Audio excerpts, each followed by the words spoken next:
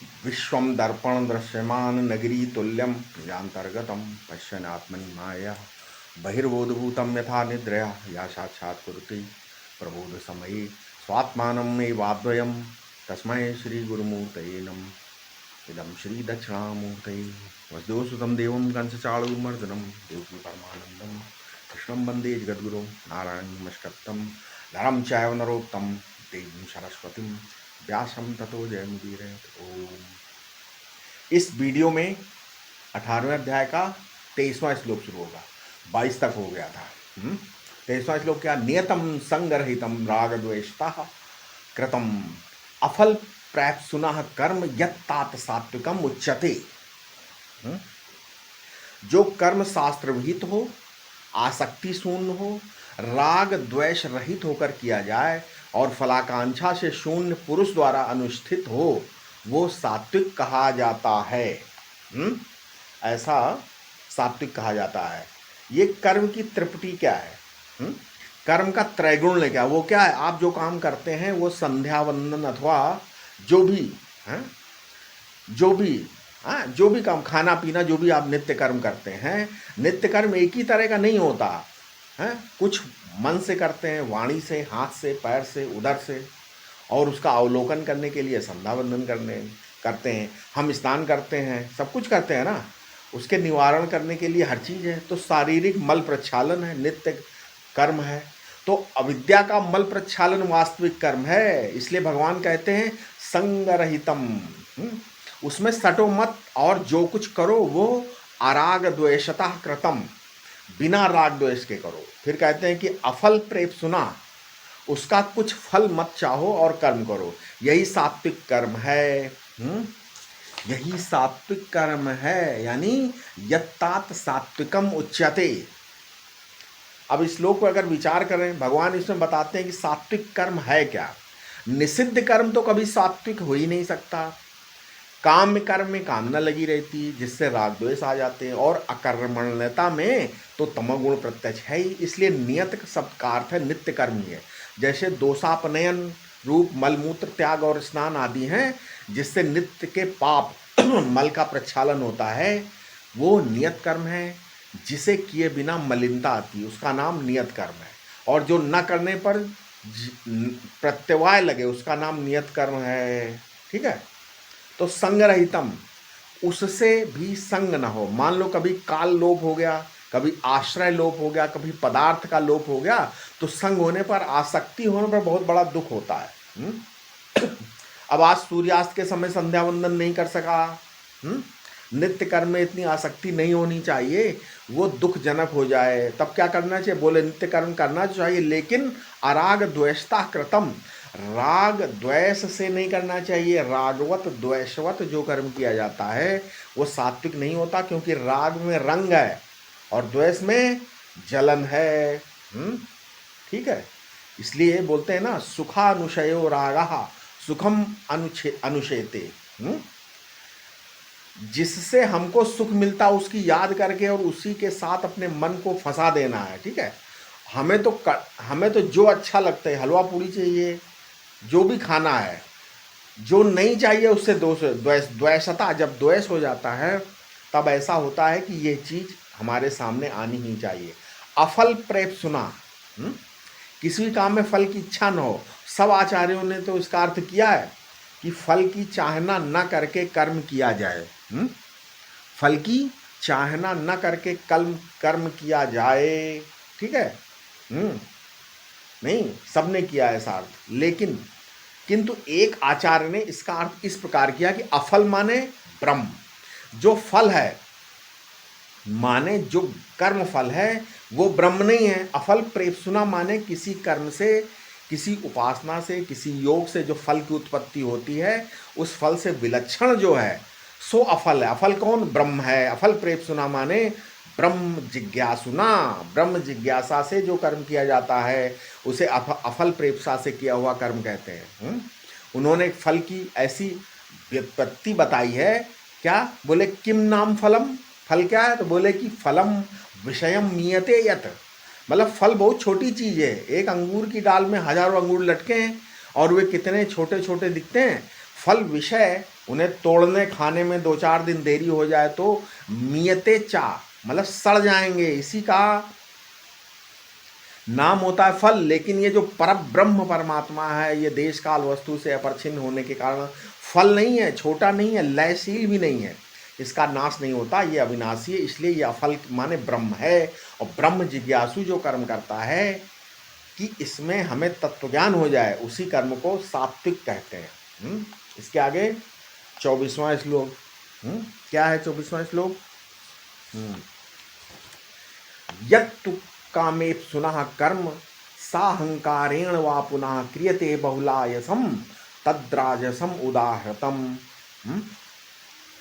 जो कर्म अहंकार पूर्वक सकाम पुरुष द्वारा बड़े परिश्रम से किया जाए, ठीक है, बड़े परिश्रम से किया जाए, ठीक है ना, वो क्या हुआ है? बड़े अगर बहुत परिश्रम से कोई कर्म किया जाता है तो वो तामस हो जाता है, उसको क्या बोलते हैं? नहीं, उसको राजस कहा गया, अहंकार पूर्वक सकम में तद राजस उसको कहते हैं, ठीक है। कैसे हुआ राजस? अब देखिए, काम भोग की इच्छा तो हुई कामना, अंतःकरण संचित करने वाली वस्तु कामना है, और अहंकार साधारण है। अहंकार प्रकृति वंश में उत्पन्न है, नहीं, अहंकार कहाँ उत्पन्न है? प्रकृति वंश में उत्पन्न है। और अब अस्मिता है ना, अस्मिता अविद्या वंश में उत्पन्न है, नहीं, ठीक है। तो ये दोनों जब एक में जुड़ जाती हैं तब अहंकार बलवान हो जाता। मैंने बहुत बड़े बड़े बड़े विद्वानों को देखा है, वे साधारण सन्यासियों को हाथ नहीं जोड़ते, माने आश्रम श्रेष्ठ को बिल्कुल स्वीकार नहीं करते, ठीक है।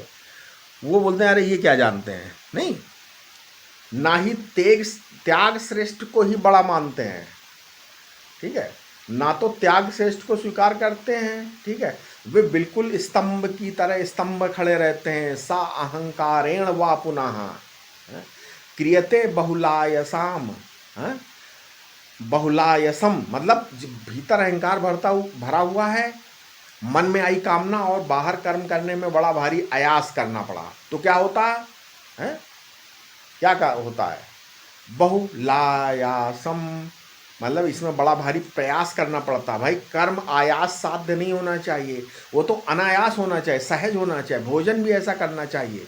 श्रीमद् भागवत में कहा है क्या? पथ्यम पूतम अनायसम, आप जो खाएं वो शरीर के लिए पथ्य हो, मन के लिए पवित्र हो, अनायास, उसे बनाने में बहुत आयास न करना पड़े, ठीक है। 3 ही तो बातें कही हैं कुल। जो कर्म कामना के साथ, अहंकार के साथ और बहुत आयास के साथ किया जाता, वो क्या होता है? उसको बोलते हैं राजस, ठीक है। अब इसके बाद कौन सा श्लोक है? 25वां श्लोक। 25वां श्लोक क्या है? अनुबंधम क्षयम हिसाम नपेक्ष चा पौरुषम मोहदारभ्यते कर्म यतत्ताम समुच्यते। यतत्ताम समुच्यते। जो कर्म परिणाम, हानि, हिंसा और अपने सामर्थ्य का विचार न करके केवल मोहमस आरंभ कर दिया जाता, वो क्या बोलते हैं? उसको बोलते हैं तामस, ठीक है।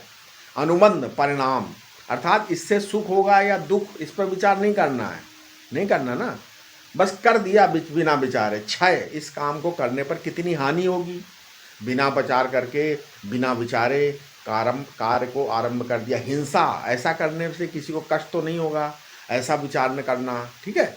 जैसे कह रहे हैं भाई, यज्ञ और दूसरों से बिगाड़ लेते हैं। पौरुष, अपनी कितनी शक्ति है इसका विचार नहीं करते, बिना विचारे मोहवश जो काम किया जाता है वो तामस होता है, बिना विचारे, ठीक है। अनुबंधम है, पीछे की ओर से बंधा रहता है, उसका नाम अनुबंध है। पीठ के साथ बंधा है, पीठ माने ये काम करने का क्या नतीजा निकलेगा, इस पर इसकी दृष्टि न जाए, अदूरदर्शी है, अपरिणामदर्शी है। नतीजा माने परिणजिता माने परिणाम वाक्य क्या होगा, इस पर जिसकी दृष्टि न जाए। तो अनुबंध का अर्थ है कि हम अमुक कर्म करने के अधिकारी हैं कि नहीं। अब एक मन का पत्थर उठाना है, खुद उठकर दौड़ पड़े कि हम उठाते हैं, मतलब 100 किलो का पत्थर उठा लेंगे, दौड़े उठाने के लिए, उसमें अधिकार का विचार नहीं किया कि भाई 100 किलो का पत्थर हमसे उठेगा कि नहीं। एक अधिकारी का विचार, एक विषय का विचार नहीं किया, संबंध का विचार नहीं किया, प्रयोजन का विचार, चार विचार जब इकट्ठा होते हैं तब उसको अनुबंध बोलते हैं। मैं कर्म का अधिकारी हूँ कि नहीं, इस कर्म का स्वरूप क्या है, मेरे साथ इस कर्म का संबंध जुड़ता है कि नहीं, और इस कर्म से किस प्रयोजन की सिद्धि होगी, इसको अनुबंध चतुष्टय कहते हैं। ठीक है, इसमें करने में कोई नुकसान तो नहीं, अपना कोई नुकसान तो नहीं है, हिंसाम किसी दूसरे का नुकसान तो नहीं है, और अनवेच्छचा, अनवेच्छचा पौरुषम, पहले अपने पौरुष की, अपनी शक्ति, अपने बल की परीक्षा तो करो कि मैं ये कर पाऊंगा कि नहीं। मोदारभ्यते कर्म, जब बिना सोचे समझे मोहवश कर्म प्रारंभ कर देते हैं तब वो तामस हो जाता है। ठीक है, इसके आगे कौन सा श्लोक है, इसके आगे 26वां श्लोक। अब कर्ता तीन प्रकार के ये बताएंगे। क्या है, मुक्त संगो अनहमवादी धृत्य उत्साहसम अन्विता सिद्धया असिद्धियोर निर्विकार कर्ता सात्विक उच्यते। क्षेत्र क्षेत्रक का विवेक हो जाने के कारण जिसकी किसी में आसक्ति नहीं है, जो अहंकार रहित है, धैर्य और उत्साह युक्त है तथा सिद्धि असिद्धि में हर शोकादि विकारों से रहित है, ऐसा कर्ता क्या है, सात्विक माना जाता है। यानी व्यक्ति मुक्त संग होने पर ही अहंकार शून्य हो सकता है। धैर्य और उत्साह तो रजोगुणी को भी हो सकते हैं, ठीक है, परंतु वो सिद्धि असिद्धि में समान नहीं रह पाते ऐसे व्यक्ति। ठीक है, यानी भगवान कर्ता, इसमें कर्ता के भी त्रिगुण होते हैं। जैसे मुक्त संगो अनहमवादी, एक तो कर्ता के संग न हो, संयम न हो, और वो अनहमवादी हो अर्थात अहमवादी न हो। शील स्वभाव में अहम भाव न हो, अहम भाव में धर्म भाव न हो, अहम भाव में धर्म बुद्धि न हो, मैं ब्राह्मण हूँ, ये फलाना है, ये अहमवादी नहीं, मैं सन्यासी हूँ, ये अहम बोलना भी नहीं चाहिए, अहम रखना भी नहीं चाहिए, और अहम सोचना भी नहीं चाहिए। तो इसलिए बोलते हैं क्या, धृत्य उत्साहम अन्विता,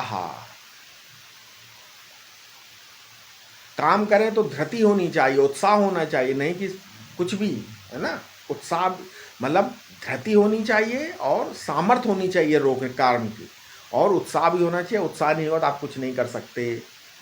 उसके बाद उन्होंने बोला सिद्धया सिद्धियोर निर्विकार, सिद्धि और सिद्धि में सफलता और विफलता में निर्विकार होना चाहिए, ऐसे कर्ता को सात्विक कर्ता कहते हैं। ठीक है, ऐसे सिद्धि में निर्विकारता जो एक बहुत बड़ी चीज़ है। एक बार इसमें निर्विकारता बहुत बड़ी चीज़ होती है। ठीक है, तो इसलिए संसार में दोनों पक्षों पर विचार करके निर्विकार भाव से कर्म कीजिए, ऐसा कर्ता क्या होता, सात्विक होता है। ठीक है, ऐसे कर्ता को सात्विक बोलते हैं। अब इसके बाद 27वां श्लोक क्या है, कर्ता राजस कर्ता क्या है, रागी कर्म फल प्रेपसुर लुब्धो सिंहात्मको अशुचि हर्ष शोक अन्विता कर्ता राजसा परिकीर्तिता। क्या है, जो आसक्ति युक्त हो, कर्मफल की कामना वाला हो, लोभी, ठीक है, दूसरों को कष्ट पहुंचाने वाला और अपवित्र हो तथा हर्ष शोक से युक्त हो, वो कर्ता क्या होता है, राजस। उस ऐसे को राजस कर्ता बोलते हैं। रागी, जिस मनुष्य की कर्मों में अथवा उसके फल रूप लोक परलोक के भोग में ममता या आसक्ति, ऐसे मनुष्य को रागी कहते हैं। कर्म फल प्रेपसु, जो कर्मों के फल स्त्री पुत्र धन मकान मान बड़ाई प्रतिष्ठा आदि लोक परलोक के नाना प्रकार के भोग इच्छा करता है, उस स्वार्थ परायण पुरुष को कर्म फल प्रेपसु कहा गया। लुब्धा, धन आदि पदार्थों में आसक्ति रहने के कारण जो न्याय से प्राप्त अवसर पर भी अपनी शक्ति के अनुरूप धन का व्यय नहीं करता, न्याय अन्याय का विचार न करके सदा धन संग्रह की लालसा रखता है, यहाँ तक कि दूसरों के स्वत्व को हड़पने की इच्छा रखता है, उसको लुब्धा कहा था। ठीक है, लुब्धा। हिंसात्मक, जिस किसी प्रकार से दूसरों को कष्ट पहुंचाना ही जिसका स्वभाव है, जो अपनी अभिलाषा की पूर्ति के लिए कर्म करते समय अपने आराम तथा भोग के लिए दूसरों को कष्ट देता है। असुचि, जो न शास्त्र को जो ना तो शास्त्र विधि के अनुसार जल मृतिका आदि के शरीर और वस्त्र आदि को शुद्ध रखता है, और ना यथा योग्य बर्ताव करके अपने आचरण को ही शुद्ध रखता है, लेकिन भोगों में आसक्त होकर नाना प्रकार के भोग प्राप्ति के लिए शौचाचार और सदाचार का त्याग कर देता है। ठीक है, इसलिए बोलते हैं हर्ष शोकान्विता, जो दिन भर में 100 बार रोए 100 बार हंसे, ऐसा नहीं। ठीक, मूढ़ व्यक्ति दिन में 100 बार रोता है, 100 बार डरता है, पूछने में कहता है अरे भाई जब कुछ भी बता देगा। ठीक है, और संक्षेप में कर्ता आसक्ति से मुक्त हुए, कर्मों का फल चाहने वाला है, लोभी स्वभावता, दूसरों को कष्ट देता, अशुद्धाचारी, हर शोक से लिप्त है, वो राजस है। ठीक है, वो कर्ता क्या हुआ, राजस है। इसके बाद 28वां श्लोक। ठीक है, क्या है 28वां श्लोक, अयुक्ता प्राकृता स्तब्धा शठो नैष्कृतिको अलसः विषादी दीर्घ सूत्री च कर्ता तामस उच्यते। तो जो युक्तहीन, साधारण, कर्तव्या अकर्तव्य शून्य, हठीला, अकर्मण्य, आलसी, विषादी माने काम बिगड़ने पर दुखी हो जाने वाला, दीर्घ सूत्री, कार्य की पूर्ति में अधिक समय लगाने वाला हो, वो कर्ता कौन है, तामस है। ऐसा कर्ता तामस है। अयुक्ता, जो अयुक्त है, उसके मन में कभी आता है कि ये करें न करें, कभी मन में आया ये कर दें, कभी बोलता वो कर दें, हैं। ठीक है, तो इसलिए कोई संकल्प आया, वो संकल्प पहले किया फिर छोड़ दिया, तो रोग निवारणार्थम यानी तो क्या हुआ, प्राकृता माने प्राकृत का तात्पर्य है हृदय में संस्कार रहना चाहिए, बालक की तरह प्राकृत या असंस्कृत बुद्धि नहीं होनी चाहिए, जो शास्त्रीय संस्कार है उनसे युक्त रहना चाहिए। एक प्राकृत होते हैं और एक संस्कृत होते हैं। ठीक है, जब हम अशुद्ध शब्द बोलते हैं तो प्राकृत हो जाता है भाषा, और जो शुद्ध बोलते हैं तो वो संस्कृत हो जाती है। ठीक है, हमेशा संस्कृत भाव से शुद्ध है, निसर्ग के अधीन नहीं रहना चाहिए। निसर्ग वो है जो नीचे ले जाए, नेचर के अधीन हमें नहीं होना चाहिए, संस्कृत होकर रहना चाहिए। ठीक है, ऐसा कहा है। स्तब्धा यानी जो खंबे की तरह रहता है, किसी को नमस्कार नहीं करता, धन के मद में है, ऐश्वर्य के मद में घमंडी है, नैष्कृतिका, आलसी हो, अपने कर्तव्य का ध्यान न रखे, और विषादी, जो हर समय विषाद में डूबा रहता हो। ठीक है, हमेशा विषाद। तो भगवान कहते हैं उसमें सुख निकालो। अगर भगवान ने तुम्हें अकेला कर दिया, तो तुम्हें सन्यासी बना दिया है। बाबा लोग क्या चोटी काटते हैं, जनेऊ निकाल देते हैं, भटकते हैं।